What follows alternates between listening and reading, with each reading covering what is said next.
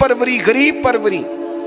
غریبوں کا بھی دل نہیں کرتا غریبوں سے دوستی کرنے کو، وہ بھی کسی تگڑے بندے سے. غریب 3-4 غریب مل کے ایک غریب کی مدد کرنی شروع کرے نا تھوڑی تھوڑی، تو ہمیں وزیروں، مشیروں، ایم پی، ایم این اے کی ضرورت ہی نہ رہے. امام حسین گزر رہے تھے. امام زین العابدین فرماتے ہیں کچھ لوگ زمین پہ بیٹھ کے روٹی کھا رہے تھے، تو انہوں نے امام صاحب سے کہا حضور آ جائیں. تو امام صاحب گھوڑے سے اترے، زمین پہ بیٹھ گئے، اور جب ان کے ساتھ روٹی کھائی تھوڑی سی، امام علی مقام اٹھنے لگے تو کہنے لگے حضور اور کھائیں. فرمانے لگے قسم بخدا ابھی کھا کے آیا تھا، اور کبھی روٹی کھا کے میں نے فوری طور پہ دوبارہ نہیں کھایا. بیٹھ اس لیے گیا ہوں کہ تمہارا دل نہ ٹوٹ جائے. دل بدستاور کے حج اکبر است. عزیز دوستو، غریب پروری، بہادری، اور سب سے بڑی بات یہ کہ قناعت پسندی، تھوڑے پہ گزارا. یہ جو ہم روز دکھ سناتے ہیں نا اپنے بیٹوں کے، بیٹیوں کے، پریشانیاں، آزمائیاں ہم نے طاری کر لی ہیں. میں اکثر کہتا ہوں کسی کی بیٹی اتنا کام نہیں کرتی اس کے ہاتھوں پہ چھالے پڑ جائیں، لیکن حضور کی بیٹی کرتی ہے. محبوب کی شہزادی یہ کام کرتی ہے کہ ہاتھوں پہ چھالے پڑ جائیں. نبی پاک صلی اللہ تعالیٰ علیہ وسلم کی شہزادی یہ کام کرتی تھی، ڈیوٹی کرتی تھی ذمہ داری سے. اور کنز المال میں وہ چمکتے دمکتے لفظ حدیث کے موجود ہیں کہ اونٹ کے بالوں کی بنی ہوئی چادر اوڑھ کے سیدہ فاطمہ چکی پیس رہی. محبوب نے دیکھا، آنکھوں میں آنسو بھی آئے. پتہ فرمایا کیا؟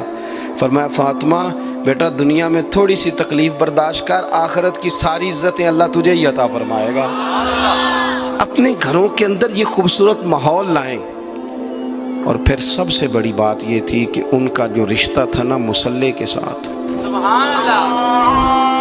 یہ اذان کس کی ہے؟ اذان ایک کا ہی جواب دینا ضروری ہوتا ہے جی. زیادہ اذانیں ہو رہی ہیں نا تو ایک کا ہی جواب دیا جاتا ہے. آپ توجہ کریں میری بات پر. عزیز دوستو، نبی پاک صلی اللہ علیہ وسلم بہت بڑی تگڑی ہے. او جناب وہ آج کل جو ہمارے نقیب محفل ہوتے ہیں نا وہ تو کوئی صلی اللہ علیہ وسلم. ہمارے جو محفل کے اسٹیج سیکٹری ہوتے ہیں وہ تو کوئی 3-4 منٹ لگاتے ہیں جنت میں بھیجنے میں، پر نعت خواں تو 1.5 منٹ ہی لگاتا ہے. اندر تسی جلسہ کراؤ تو جنت واڈی.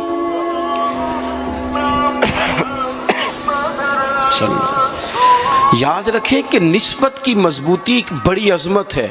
اللہ والوں کی نسبت بڑی چیز ہے، اور خدا دے یہ دولت تو یہ بڑی چیز ہے، یہ بڑی چیز ہے.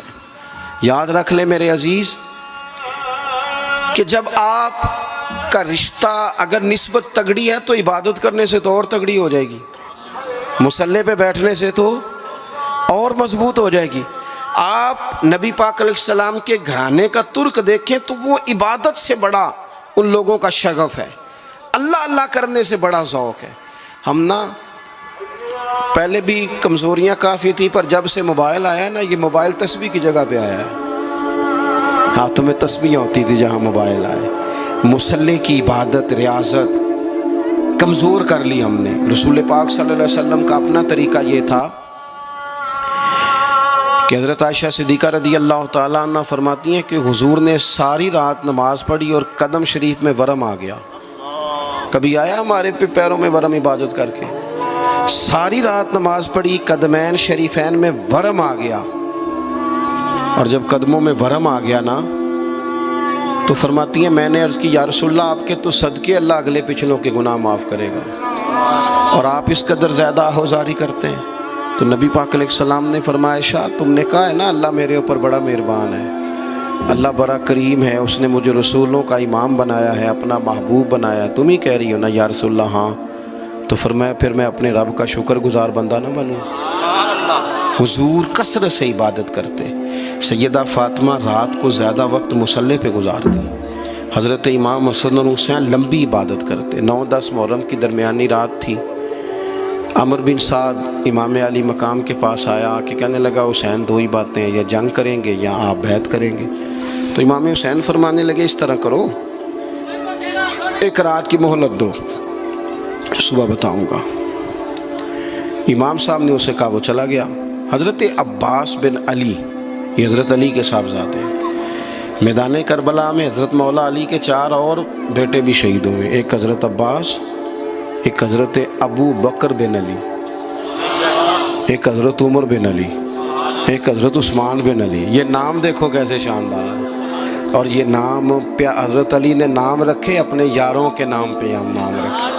خلفائے ثلاثہ سے عقیدت بتاتی ہے ان کی کتنی. تو حضرت عباس رضی اللہ تعالیٰ عنہ نے آ کے سیدنا امام حسین کی خدمت میں عرض کی، حضور آپ نے جو فیصلہ کرنا ہے نا سویرے، مجھے ابھی پتہ ہے، آپ نے بیعت تو کرنی نہیں، ہونی تو جنگ ہے. تو یا رسول اللہ صلی اللہ علیہ وسلم، اے امام علی مقام رضی اللہ تعالیٰ عنہ، آپ نے رات کی مہلت کیوں لی؟ یہ عجیب لوگ ہیں، پتہ نہیں کیا سوچیں گے، مہلت لینے کی کیا ضرورت تھی؟ کہ میری بات یاد رکھنا جو عرض کر رہا ہوں. امام حسین فرمانے لگے، عباس تیرا کیا خیال ہے؟ سوچنے کے لیے ٹائم لیا ہے تو حضور پھر کس لیے لیا ہے؟ تو کیا جملے ہیں امام حسین کے. فرمانے لگے، عباس تجھے پتہ ہے نا مجھے سجدوں سے بڑا پیار ہے، سجدوں سے پیار ہے، دعاؤں سے پیار ہے، عبادت سے پیار ہے. میرا دل کرتا ہے ایک رات رہ گئی ہے میں رج رج کے سجدے کروں، اپنے مالک کے حضور اپنی پیشانی رکھوں، خوب دعائیں مانگوں. تو ان کا تو عبادت سے اتنا شغف تھا. آخری بات سنیں. یزید تو ظاہری طور پر کلمہ بھی پڑھتا تھا، سارے کام کرتا تھا. امام حسین کیوں نکلے اس کے خلاف؟ اس لیے کہ فاسق و فاجر تھا، شرابی بدکار تھا. صحیح بتانا، صحیح. اس بندے کی جیب میں خود ڈھیر سارے گندے گانے ہوں، وہ امام حسین کے نام کی ایک دیگ پکا لے تو امام حسین خوش ہو جائیں گے؟ جو وہاں لڑکیوں کے اسکول کالج کے سامنے روز کھڑا ہو، وہ کہے کہ میں نے 6 نعرے پورے لگائے امام حسین کے نام کے، تو امام حسین خوش ہو جائیں گے؟ امام حسین کی کاز کیا ہے؟ وہ کہتے ہیں کہ ایسے لوگ جو فاسق و فاجر ہوں، اعلانیہ گناہ کرنے والے، وہ کبھی بھی عنان حکومت پہ آنے نہیں چاہیے. اور اگر ہم سپورٹر ووٹر ان لوگوں کے ہوں، ہم انہی لوگوں کے سپورٹر ووٹر ہوں جو ظالم ہیں، فاسق و فاجر ہیں، اور ہم بات کریں امام حسین کی، ہم سے نہ رقم ہوں گے قصید یزید کے. ہم لوگ تو حسین کے سیرت نگار ہیں. دورنگی چھوڑ کے یک رنگ ہو جا، سراسر موم ہو جا یا سنگ ہو جا. آپ کبھی کسی ظالم کے سپورٹر نہ بنے، کبھی بھی. آپ کو پتہ چل گیا بندہ غلط ہے تو ڈٹنا سیکھیں، کھڑے ہونا سیکھیں. وَلَا تَحْسَبَنَّ اللَّهَ غَافِلًا عَمَّا يَعْمَلُ الظَّالِمُونَ. اللہ ظالموں کے کاموں سے بے خبر نہیں ہے. کبھی کسی ظالم کی سپورٹ نہ کریں، کبھی بھی. میرے نبی پاک علیہ السلام نے فرمایا، جس نے زمین کی ایک بالشت پر ظلم کیا نا، اللہ 7 زمینوں کا طوق بنا کے قیامت کے دن اس کے گلے میں ڈال دے گا. کبھی کسی ظالم کے ساتھ کھڑے نہ ہونا، کبھی بھی. ایک منٹ کے لیے. وہ ایک دفعہ ایران کا ایک بادشاہ تھا، تو اس نے سوچا کہ میں اپنے بیٹے کو نا گھوڑ سواری سکھا لی ہے، تیر اندازی سکھائی ہے، تو میں نا اسے دین بھی پڑھاؤں. اس نے ایک بزرگ عالم کا انتخاب کیا کہ میرے بیٹے کو آپ نا کتاب و سنت پڑھائیں. تو بچہ ایک زمانہ استاد کے پاس کئی سال جاتا رہا. جب اس کی تعلیم مکمل ہو گئی نا، تو ایک دن فارغ ہو گیا. جس طرح ہمارے ہاں چلیں آمین ہوتی ہے یا دستار ہوتی ہے، بچے کی تکمیل ہو گئی. ایک دن ویسے ہی استاد صاحب نے گھر بلایا، کہا پتر میرے پاس آؤ. بچہ چلا گیا تو استاد صاحب نے اندر سے کنڈی لگا لی اور بچے کو کافی سارے تھپڑ مارے، کھینچا، زد و کوب کیا، مارا. بچے نے گھر آ کے والد کو شکایت لگائی تو والد کہنے لگے، پتر تیرے استاد عالم فاضل بندے ہیں، ایسے بلا وجہ مارا، میری سمجھ میں نہیں آتا. ماں کو کہا تو اماں کہنے لگی، پتر تیرا باپ کہتا تو ٹھیک ہے، چلو حالات بدل گئے، زمانہ بیت گیا، وہ بادشاہ فوت ہو گیا، یہ بیٹا تخت پہ بیٹھا. اب وہ درد نہیں جاتا تھا اندر سے کہ استاد نے زیادتی کی میرے ساتھ. اس نے پہلا حکم یہ جاری کیا کہ میرے استاد کو بلاؤ.